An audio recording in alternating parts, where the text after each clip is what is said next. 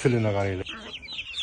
Men bu uyga reklamaga kelib, mana bunaqa xo'roz mollar bilan ovora bo'lib qoldim.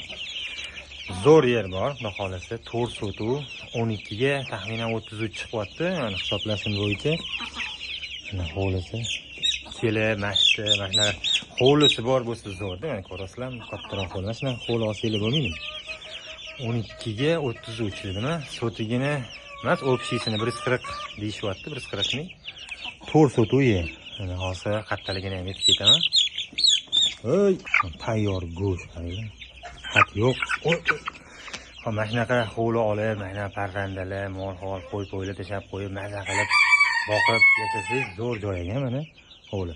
Shahardan uzoqda emas, o'zimizdan Sergelida, Sergeli Bobur mahallada. Mahallalarga ham e'tibor beringlar. Yaxshi, chiroyli mahalla. Mana yangi Novostroyka uylar ham bor. Bu yoq taraflarda mana ko'chalarni ko'rasizlar.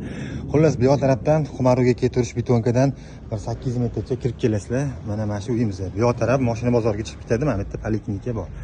12 metrlik fasadga ega bu uyimiz. Hop, egalarini raqamlarini pastda qoldirib ketamiz. Kelishchilar yana so'rab ko'raverasizlar. Hovlilarini ko'rdinglar. Qurilishga binolari, yashash bilan binolari ham bor. Mabodo, buyoqda molxonalar qilib, go'jala boqib, narsalar qo'yib qo'yishgan.